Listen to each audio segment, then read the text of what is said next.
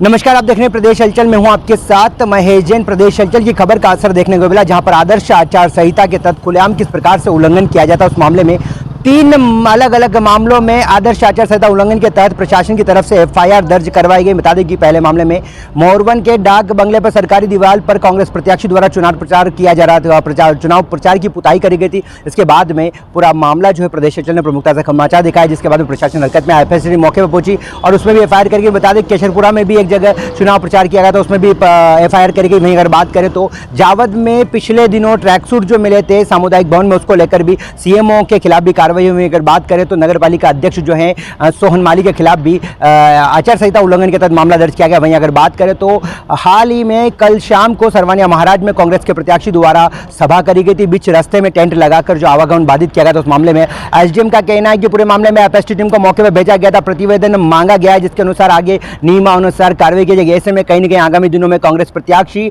समुंदर पटेल कहीं तो शासकीय जो दीवार है उस वहां पर भी चुनाव प्रचार करने का काम कर रहे हैं। तो वहीं अगर बात की जाए तो बीच रास्ते में जाम कर जो सभा की उसको लेकर आगामी दिनों में उनकी मुसीबत बढ़ती हुई दिखाई दे रही है। इसमें आदर्श आचार संहिता को लेकर बड़े ही सख्त निर्देश है माननीय आयोग के, जिसके संबंध में लगातार कार्रवाई की जा रही है। जैसे ही शिकायतें प्राप्त होती हैं एफएसटी दल को तत्काल मौके पर भेजा जाता है और यदि आदर्श आचार संहिता उल्लंघन की स्थिति होती है तो प्रतिबंधात्मक कार्रवाई की जाती है, एफआईआर दर्ज की जाती है। कितनी एफआईआर दर्ज करी गई? अभी जो मेरे संज्ञान में है, एक तो जावद क्षेत्र में अभी फिलहाल 2 दिवस में 3 एफआईआर दर्ज कराई गई हैं। सर, एक सरवानिया महाराज के पास मोरवन में जो दीवार पे पुताई का मामला सामने आया था, उसमें पुलिस टीम का कहना अज्ञात, बल्कि जिस चुनाव प्रचार जिस व्यक्ति का किया जा रहा है शासकीय दीवार पर, तो अभ्यर्थी उसमें दोषी नहीं होता है क्या? नहीं, अब किसने उस पर चिपकाया है उस पर डिपेंडेंसी रहती है कि किसने उसमें विरूपण किया था।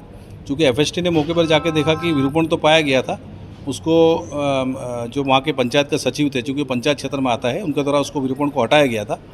पर चूँकि एक शासकीय भवन में इस प्रकार चिपकाने का कार्य किया गया था, निश्चित तौर पर वो आदर्श आचार संहिता उल्लंघन की स्थिति थी, इसलिए एफआईआर दर्ज कराई गई। जावद प्रॉपर में भी ट्रैकसूट का मामला आया था, उसमें किसके खिलाफ मामला रजिस्टर हुआ?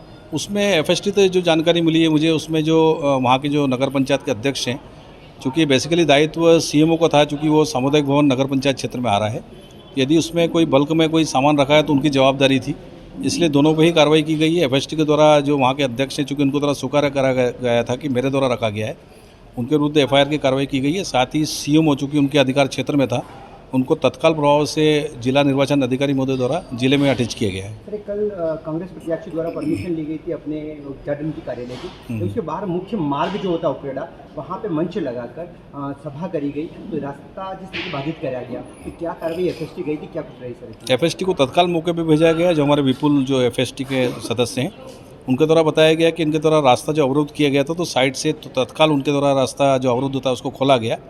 क्योंकि 144 लागू है और कोई भी सार्वजनिक जो रोड है उसमें बाधा उत्पन्न नहीं कर सकता है, इसलिए विपुल को इस संबंध में आवश्यक कार्रवाई के लिए भी मेरे द्वारा आदेशित किया गया है। इसमें जो प्रत्याशी उनके खिलाफ कोई कार्रवाई की जाएगी, क्योंकि मंच रास्ते में बनाया गया था। अभी उसमें जो आयोजक हैं, मैंने उनको बोला है इसकी पूरी जाँच करके रिपोर्ट दें और उसके बाद कार्रवाई करें इसमें।